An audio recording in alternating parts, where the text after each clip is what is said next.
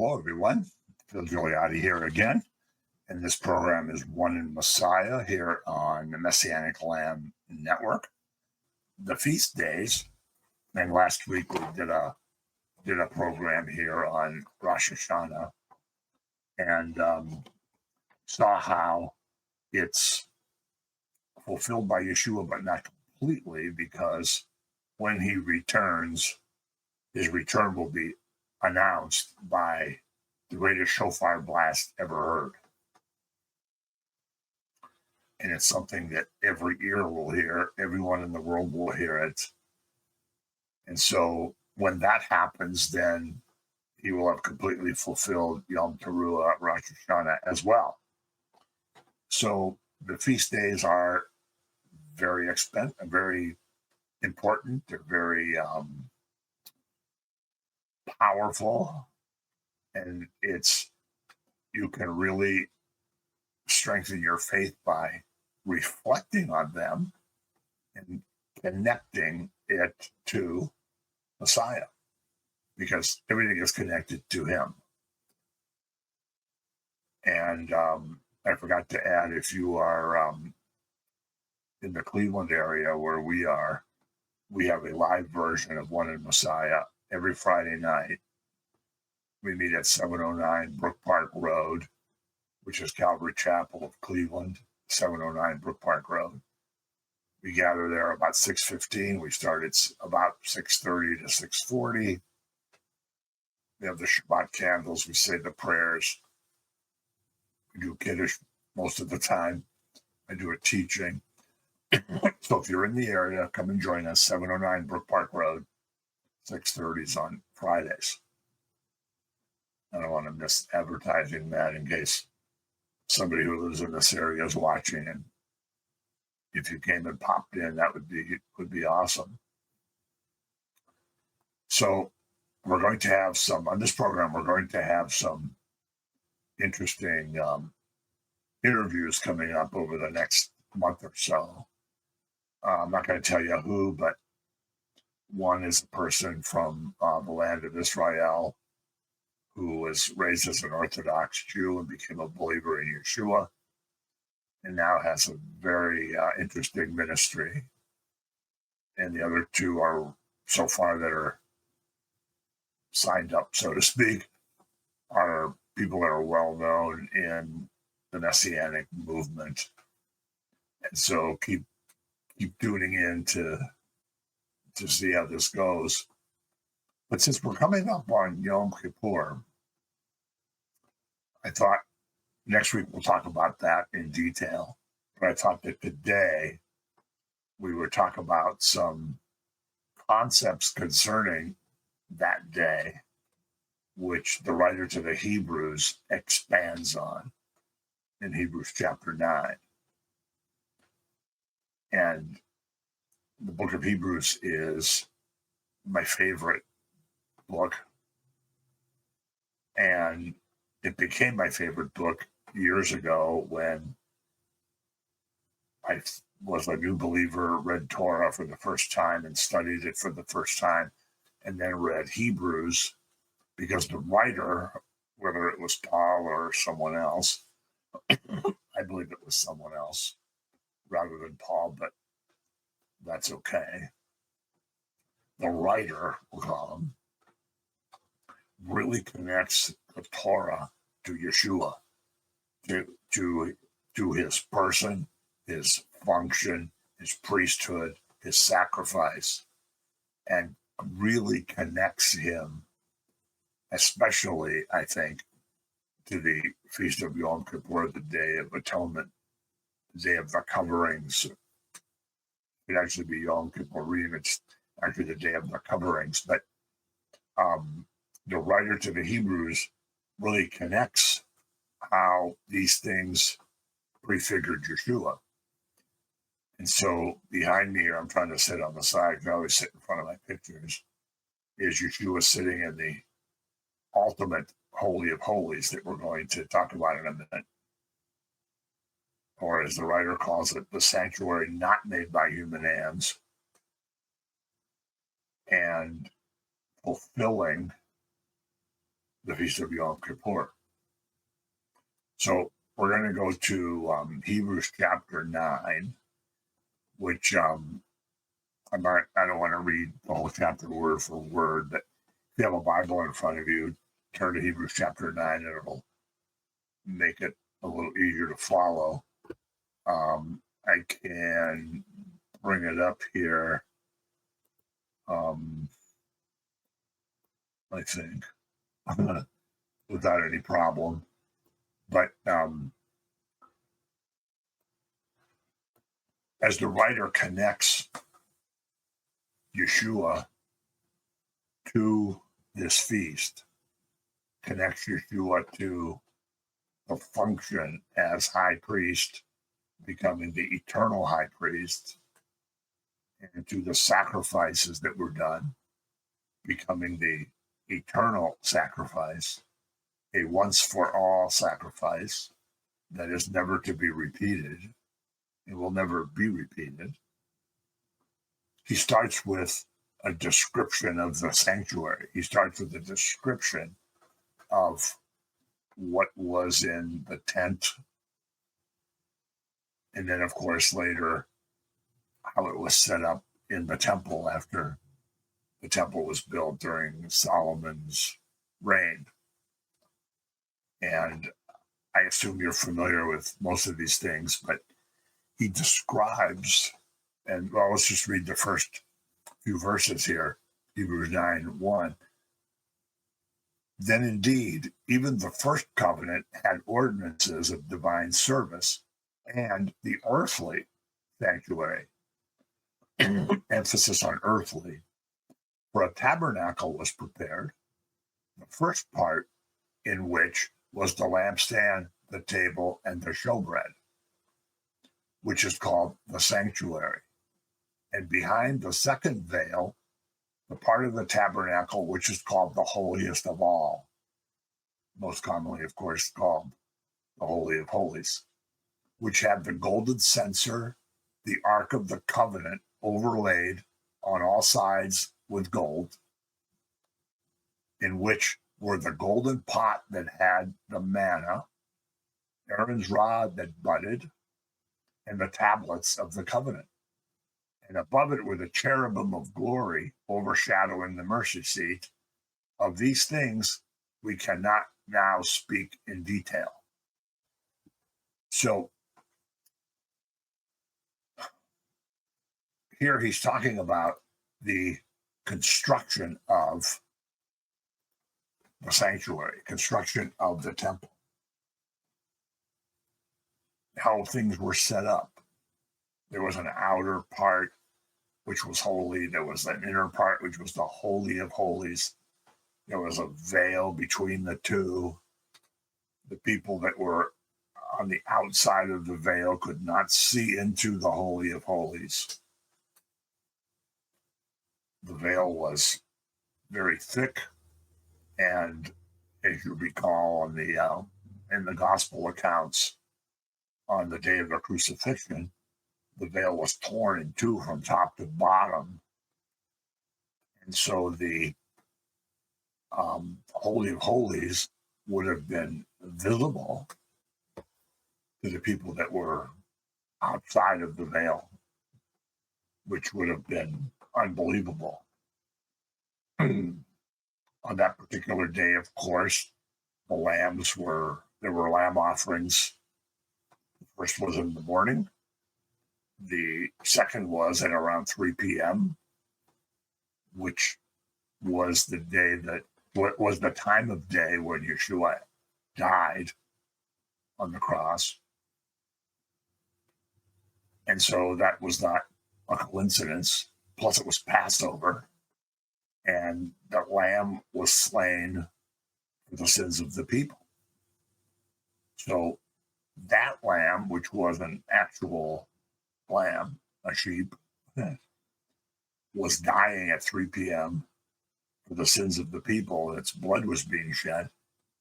Outside of the city, the true lamb, capital T, capital L, was dying with his, capital H, blood, capital B, being shed for the sins of the people. And so the idea of the offerings during the day were fulfilled. The idea of the Passover, of course, was fulfilled in so many ways. But I'm going to talk about that now.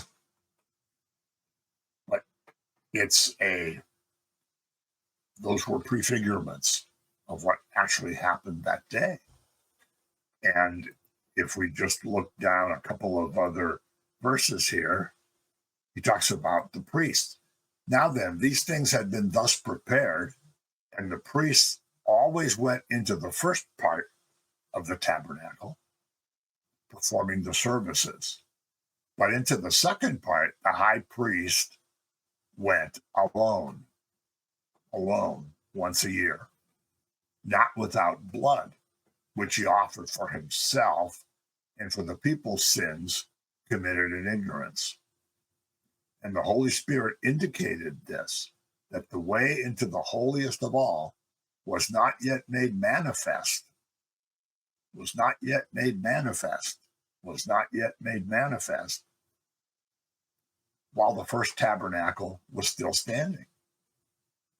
It was symbolic for the present time, in which both gifts and sacrifices were offered, which cannot make him who performed the service perfect in regard to conscience, concerned only with foods and drinks and washings and fleshly ordinances imposed until the time of Reformation. So, what is he saying here? All the rituals that they did, the blood that they took, the structure itself, the washings, couldn't make anybody pure. It was animal blood. It was not a remedy for the sin problem. It was a prefigurement of the true remedy for the sin problem. These were symbols, the writer says. They were prefigurements of the sacrifice. And when Yeshua came, this was all fulfilled. This was the time of the new order, the new covenant, which in this translation it says Reformation. And interestingly, he talks about how when that tabernacle was being used in this way, and these rituals were going on, the true ritual was not available yet. The true ritual, the true sacrifice, was not available yet. It was not yet made manifest, the writer says, while that first tabernacle was still standing. Now keep in mind that this, what he's talking about here, is the tabernacle not made by human hands. It's a tabernacle not made by human hands. And that's going to become important as we go along with this. But none of these things that they did actually had the power to take away sin.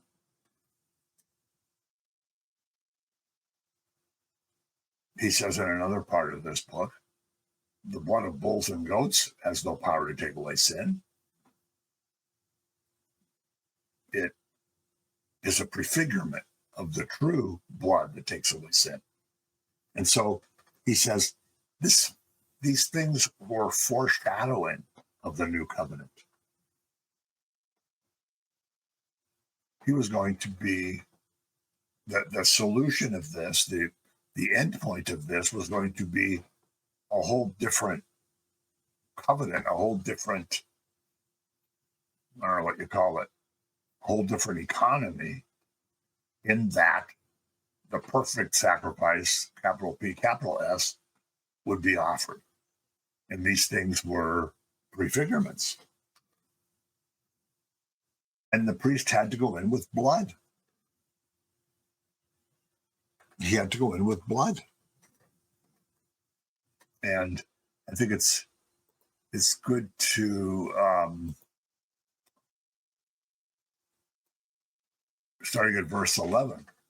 But Messiah came as high priest of the good things to come, with the greater and more perfect tabernacle, not made by hands.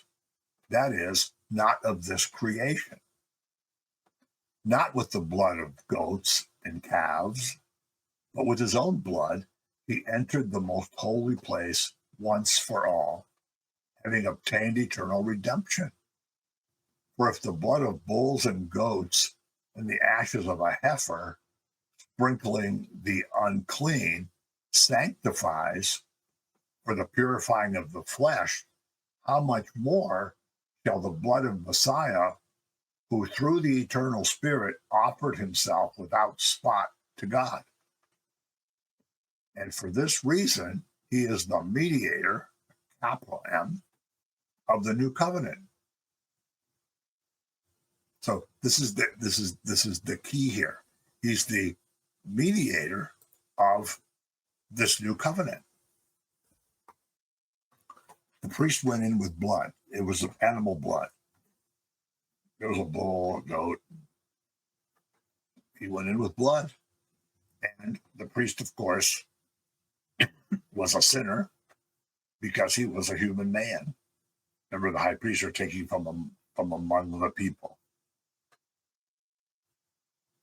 Writer of the Hebrews does a beautiful description of that in another chapter, which we're not going to get into. The human high priest is taken from among the people. In other words, you're not going to have a high priest who comes from another country. You're not going to have a high priest who's some other faith. It's not going to be a Philistine or somebody from India. From among the people, of course, they were descendants of Aaron. And Yeshua, as high priest, of course, was also taken from among the people and called to be high priest. So that tabernacle was built by a bunch of men who laid stones. And when the walls were built, they made the interior of it. They put up, as specified, the furnishings, the decorations, the altar, the table for the showbread, the menorah, and the veil. And behind the veil was the ark in the first temple. Second temple, of course, didn't have the ark, but the ark had a pot of manna. You remember in Torah, God instructs Moses to put an ephah, a day's worth of manna, the amount of manna you would consume in a day, in a gold pot, and put it in the ark. And it had Aaron's rod that bloomed when his leadership was questioned, and I'm going to do all that, but you know this from studying Torah. And all the rods were put down, and Aaron's bloomed with flowery, I think it was an almond blossom. That's in the ark. And of course, the tablets. They're sometimes called the tablets of the testimony. Here the writer calls them the tablets of the covenant. The second set of tablets, of course, that we talked about last week when Moses was on the mountain for 40 days. The sin of the golden calf was forgiven. Moses came back down from the mountain and started on Yom Kippur with the new tablets. And those tablets are in the ark. The ark, of course, has been missing since the Babylonian conquest. And a lot of speculation of where it is, a lot of speculation of if it's going to be found. Is it going to be found before Yeshua comes back? I don't know, but it would be interesting to see. what the manna looked like. I'm sure that since God commanded Moses to put manna in a gold pot, put it in the ark, I'm sure that the manna didn't deteriorate and is probably still okay. But that would be interesting to see. And of course, the tablets and the Aaron's rod. I don't know if it's going to be found. There's, of course, a lot of speculation about that. Is it out someplace and not where it's hidden? Was it out someplace and some people know where it is? Most people don't. Is it in a tunnel in a Temple Mount? And it was just hidden somewhere because the Babylonians were destroying everything and people forgot where it was. You know, it's a group of people that think it's in an Ethiopian church with some Orthodox monks guarding it. That's probably pretty unlikely, but nothing is impossible.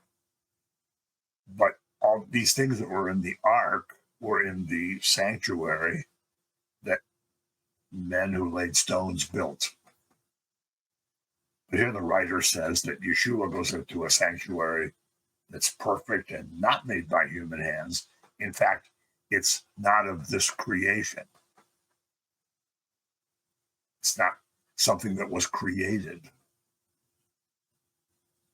Whether you build a temple on the Temple Mount, or whether you build a great cathedral somewhere out of stone, or whether you build some other big worship place out of building material, all that is part of the creation, including the people who are in it. This is a sanctuary that is not part of the creation. That's a very powerful description. And the high priest went in with this blood. And the writer points out, and Torah points out, that the blood was for the sins of the priest and the sins of the people. And we'll talk more about this next week. But since Yeshua has no sin, he did not have to offer sacrifice for his own sin and then the sins of the people. His sacrifice is for the sins of the people. The high priest, the descendant of Aaron, the physical human high priest, was a sinner, and he had to offer the sacrifice for his own sins as well. Every religious leader today, whether they're a rabbi, a priest, a minister, a bishop, a pope, or whatever they are, they're all sinners. How do I know that? Because they're humans. So Yeshua did not have to offer a sacrifice for his own sin. And so the sacrifice was perfect, was blood, capital B, which was pretty much the main point of Torah. Torah is, so much of it is about blood and mediators, that he goes to this ultimate sanctuary with his own blood. And so it becomes the perfect sacrifice that it's never going to be repeated. And we see here in this passage that just read, seems like a long time ago now, that although the concept of the Trinity was not worked out, we see that Yeshua offers himself through the Spirit to the Father, because everything that God does is Trinitarian, because he is triune. And so each of the persons, capital P of the Godhead, are involved in this, of course. And so he points out that he's the eternal high priest. He's the sacrifice. The cross that he dies on is an altar. And then he goes into the ultimate Holy of Holies. And this is done once for all, never to be repeated.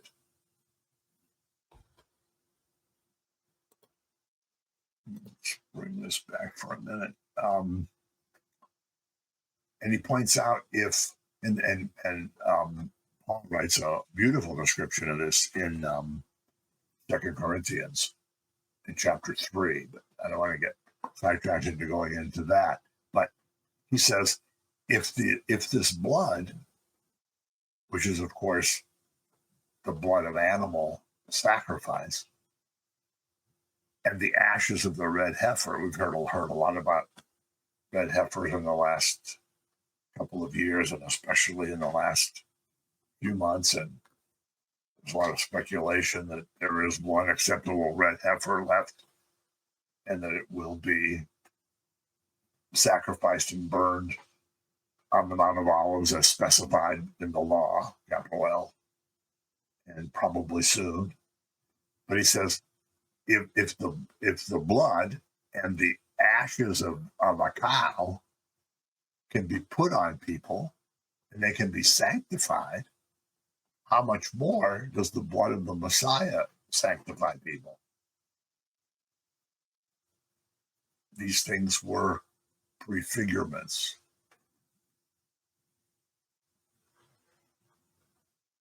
Prefigurements, because it points to him, as he says in John 5. So he offers himself and he cleans your conscience from dead works. You don't have to do the same things that you were doing before. You don't have to do the things that were done at the sanctuary, because he's done it once and for all. You know, you've probably read, and this was confirmed by the historian Josephus. Josephus was commissioned by the Romans to write a history of the Hebrew people, I think they call them. And so he writes during this first century time, does write about Yeshua, does write about many of the things that went on that we believe from Scripture. But there was a tradition that developed over the years or centuries of they would tie a piece of red yarn to one of the outer gates of the temple at Yom Kippur, and the high priest would go and do the sacrifice, would go into the Holy of Holies to fulfill the law. And if the sacrifice was acceptable, the yarn would turn white. Josephus talks about this. And I don't really know all the details of it, but he points out that after Yeshua, the yarn never turned white anymore. It remained red. And of course, the priests, the Levites got very concerned about this. But because Yeshua not only redeems us from everything, from sin and guilt and shame and everything, he also uses the traditions, not just the law, to as things that prefigure him. And so this was an obvious prefigurement, because after the true sacrifice, no other sacrifice would be acceptable. If a group of people got together this coming week, and whether they were in a Messianic congregation or in a church, and decided they're just going to, bring these animals in and sacrifice them and then sprinkle the blood, it would have no power whatsoever to take away sin. We could bring the two goats, the Azazel, sacrifice the one, let the other one go. Everybody would still be in their sin, because those are no longer acceptable sacrifices. And so the writer explains this really well. We're freed from dead works. not going to sacrifice like that. And in verse 15, see if I can bring that back up. And for this reason, he is the mediator of the new covenant. For this reason. For what reason? The fact that he shed his blood. For what reason? The fact that he fulfills Torah. The fact that all of this pointed to him. So he is the mediator, capital M, of the new covenant. The old covenant had a mediator as well, with a lowercase m. I still say small m because I'm old and that's how we learned in school, capital letters and small letters. Now it's been uppercase and lowercase. A lowercase m mediator, of course, was Moses. Moses was the mediator of the old covenant. And if you recall, when he read the law to the people, he read the covenant. He read the 613 laws that he had gotten directly from God. The people said, yes, we will do whatever the Lord commands. And he built an altar with 12 pillars, one for each of the tribes.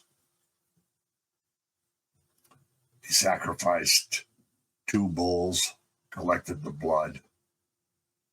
And it says in Torah that he sprinkled the blood on the people. He said, this is the blood of the covenant. So the old covenant, the Tanakh, was sealed in blood. But it was the blood of animals. At Yeshua's last earthly Seder, what we commonly call the Last Supper, which of course was Passover Seder, he almost uses exactly the same words that Moses used, because when he takes a chalice of wine, he says, this is my blood, this is the blood of the new covenant. But it's so that sins can be forgiven. So, in a very powerful way, he paraphrases, repeats almost word for word what Moses says that day to the people, because now he is the mediator, capital M, of the new covenant. And he indicates to those people sitting around the table, who of course don't really understand what's going on, he says, this is being done so that sin can be forgiven. This is a different Seder than the Seders that you guys have been going to for however many years and decades. This is a different Seder. This is the blood of the new covenant, an eternal covenant, and it's to deal with sin. And so it's a fulfillment. So he's the mediator of the new covenant. And it's going to cover sin. It's going to cover transgression.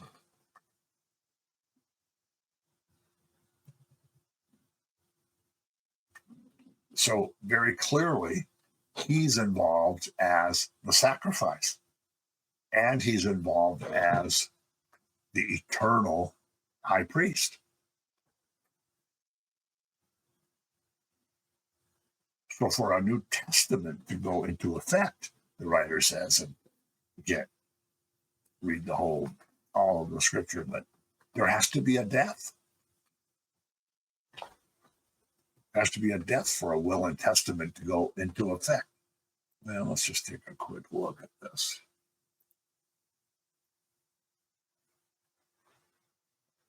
Verse 16. For where there is a testament, there must also be of necessity the death of the testator.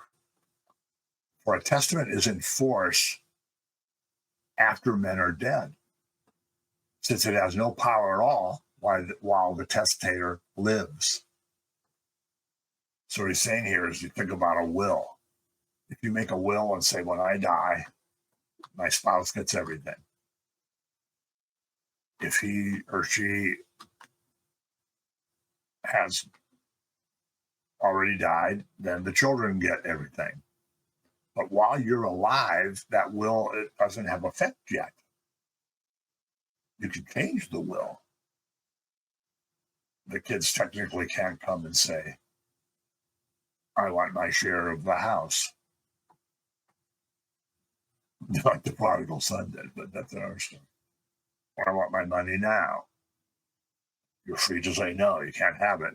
But when you die, the will becomes a legal document and says, okay, there's 3 kids, each get a third of the house, or each get a third of whatever. So it's enforced when somebody has died.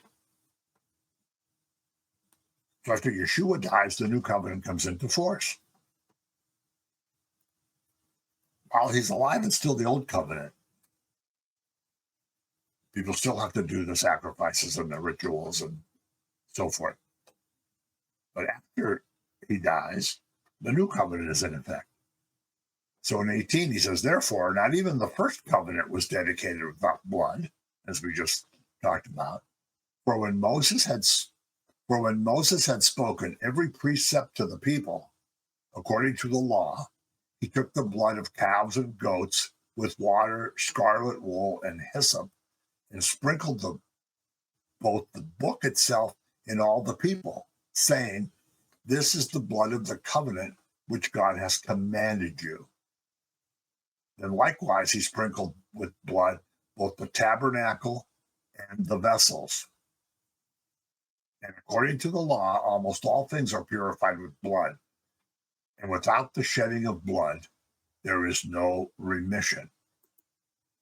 This is, of course, a very commonly quoted verse. Without the shedding of blood, there is no forgiveness of sin. And it sounds really horrible. It sounds really bad. It sounds grotesque. But this is the law. When something is defiled, it's undefiled by blood. When something is defiled, it's undefiled by the ashes of a red heifer. A brown one, not a black one, not a white one. It's red. And there's so much red, all of, especially the Tanakh, that it's all a reference to the blood. And so the author writes, without the shedding of blood, there's no forgiveness of sin.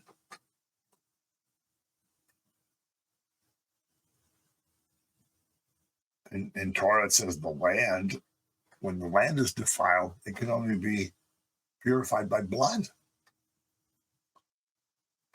Well, that sounds terrible. Well, it does sound terrible, but that's the truth. That's the fact of the matter. And this is why capital punishment was instituted. So you're going to get sidetracked into all that.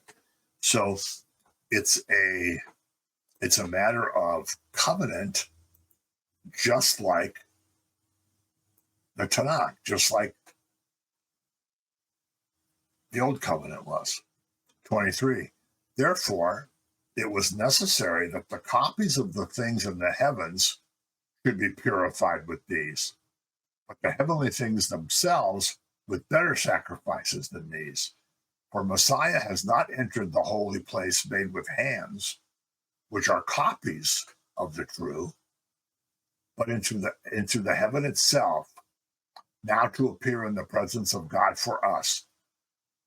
Not that he should offer himself often, as the high priest enters the most holy place every year with the blood of another. He then would have to suffer often since the foundation of the world. But now, once, at the end of the ages, he has appeared to put away sin by the sacrifice of himself. And as it is appointed for men to die once, but after this the judgment. So Messiah was offered once to bear the sins of many.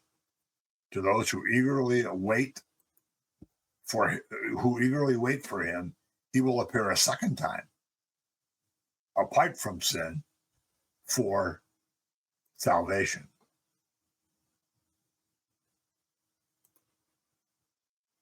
So that's a lot.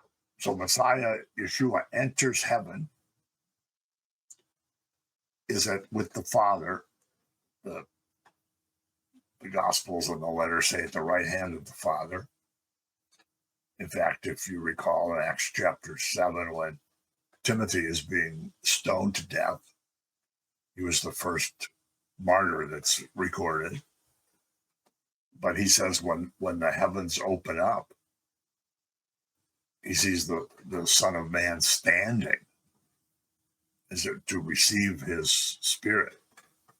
But normally Yeshua sits at the right hand of the Father. And in another part of Hebrews, he says, constantly making intercession.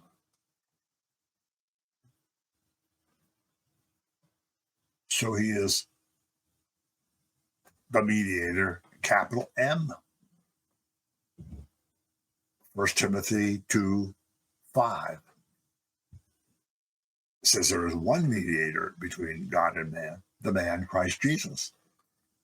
It doesn't say that there's 28 mediators or 15 or 5 or even 2. There's one mediator. And so this sacrifice only had to be done once because it is of infinite value to forgive sin. Yom Kippur had to be done every year, over and over again. Why? Because the priest was a sinner. The people were all sinners.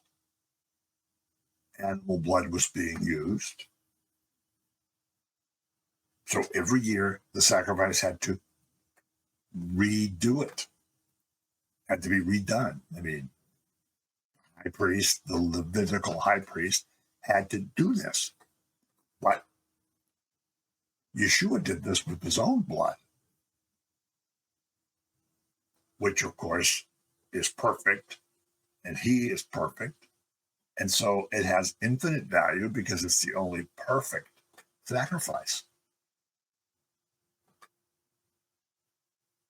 And so the writer says he doesn't have to do it over and over and over again, like sacrifice.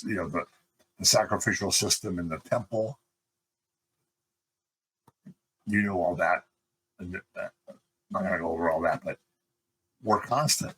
Whether it was the 2 lambs a day, whether it was these other special sacrifices, whether it was personal sin, that was sacrifices for personal sin, whatever it was, there was sacrifice always ongoing. But the writer says that Messiah doesn't offer himself up over and over and over again. It was once for all. It says he's appeared at the end of the age. He says that first in chapter 1, where he says, in the past, God spoke to us through the prophets and so forth. But in these last days, he speaks to us through his Son. So he says at the end of these ages, to put away sin. He didn't come to tell people how to live a nicer life, how to feel better about themselves, how to improve their self-esteem, how to do better in business and finance, how to do better in their material life, or even their health life, so to speak. Didn't come so everybody would be healthy and wealthy. Came to deal with sin. Came to deal with sin. So because of this, because he was the perfect sacrifice, he has victory over sin and death. The sacrifices that the high priest did in the Holy of Holies did not have this power, did not have this, could not deal with sin. And so the writer to the Hebrews does this beautiful job through the whole book. It's masterful. Was Paul, that's great. I mean, Romans is Paul's masterpiece. He had such a brilliant intellect, and of course, had direct revelation from Yeshua. If this was Paul, great. If it wasn't Paul, great too, because whoever this writer was, he does a beautiful job of connecting Torah with the eternal sacrifice of Yeshua, connecting the idea of the high priest, the sacrifice, the Holy of Holies, the blood, the difference of the two sanctuaries, saying that this blood from bulls and goats can't take away sin. It's an animal. They're animals. You can't even shed blood for your own sins. Then he points out that Messiah, in that last part, his blood is shed once for all, not over and over again, once for all, so that sin is dealt with, for the remission of sin, for the remission of the rebellions and the violations of the law and the personal sins and sins of people, and it goes on and on and on. It's the only way that these things can be dealt with. And so when we look at these feast days, and especially this one that's coming up, Yom Kippur, we see this in my mind, this is equal to Passover in the sense of it's so clear how Messiah Yeshua fulfills it and what the long-term meanings of this are and what the overall meaning, singular, of it is. But this is the only way this thing can be dealt with.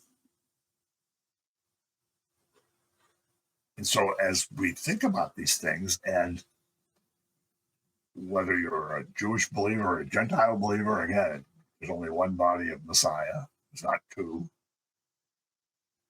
Reflecting on this, each of these things in the fall feasts, including Sukkot, which will be coming up, has very powerful lessons in it.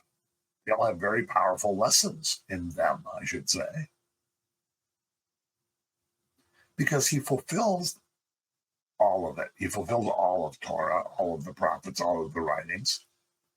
And we see in this beautiful explanation that this writer to the Hebrews does, how this all applies to us, not only to the people who lived at that time, whether it was 33 AD plus or minus a couple or few years, or it's 2025, the same sacrifice applies, the same principles applies, all the same fulfillment applies. So if you get a chance to go to Messianic Synagogue for the Holy Day, I think it'll really benefit you a lot. You really get a great picture of the repentance and the petitions that go on, the Kol Nidre service and so forth. And we're going to talk a lot more about that next week. So tune in.